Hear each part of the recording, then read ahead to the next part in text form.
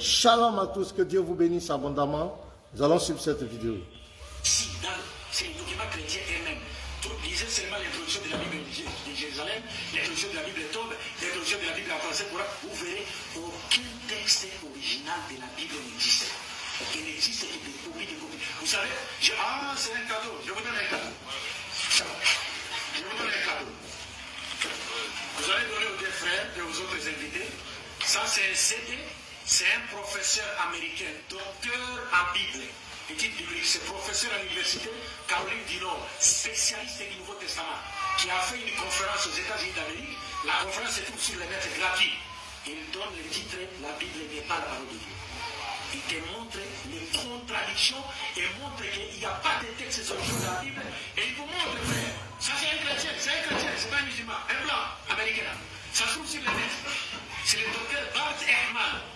Le titre c'est La Bible falsifiée. Et il vous parle de comment est-ce qu'on a perdu les originaux de la Bible. Et il vous dit, mais regardez, posez-vous la question, mon cher frère. Les Nouveaux Testaments, il était écrit en quelle langue? Quelle langue, le Nouveau Testament? À quelle langue? En grec? Oui. Les Nouveaux Testaments étaient écrits en? Est-ce que Jésus parlait le grec? Jésus parlait le grec. Déjà, Jésus parlait le grec, mais le Nouveau Testament était écrit en grec. Toute traduction est trahison de l'original. C'est une trahison de l'original. Tout en critique littéraire. Comment voulez-vous que les traductions, les copies, puissent contenir le message original de Jésus? Les professeurs sont en train de parler. La première copie du Nouveau Testament sur laquelle on s'est basé pour écrire les livres du Nouveau Testament, c'est la copie de Marc. Cette copie a été trouvée à l'an 200 après Jésus. Copie, c'est pas l'original. Tout est perdu. Mais l'original du Coran existe jusqu'aujourd'hui. Ok, vous avez entendu clairement, sa position est claire. Et il fait cette vidéo pour montrer que la Bible n'est pas la parole de Dieu, la Bible est falsifiée. Il cite Bart Ehrman, il présente Bart Ehrman comme un chrétien spécialiste de la Bible. Mais il ne dit pas la vérité aux gens. Bart Ehrman, c'est un agnostique, c'est un athée. Il n'est pas chrétien. Il était un chrétien, c'est un apostat. Il a rétrogradé. Il faut dire la vérité aux gens. Et qu'est-ce que Bart Ehrman dit du Coran? Il dit même que le Coran n'est pas la parole de Dieu. Donc, tout le monde peut écrire des livres, dire ce qu'il veut. Mais moi, ce qui m'intéresse dans ça, c'est que le monsieur a dit quoi? Il a dit que la Bible est falsifiée, ce n'est pas la parole de Dieu. Mais on va écouter ce monsieur ici, encore. Sa lecture du Saint-Coran. Et que Dieu mette cela dans la balance de ses bonnes actions, le jour il n'y aura d'ombre que la sienne. Et que Dieu affermisse nos pas dans sa voie jusqu'à notre dernier bâtiment. Chers frères et sœurs, hier nous étions en train de dire, où nous vous avions promis, n'est-ce pas, nous vous avons fait la promesse de démontrer ce soir, sur base des passages bibliques ou des prophéties bibliques, la véracité du prophète Mohammed sallallahu alayhi wa sallam. Vous avez entendu?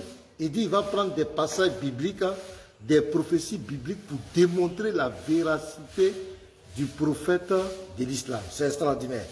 C'est le même, la première vidéo que je vous ai montré, qui était en train de dire que la Bible est falsifiée.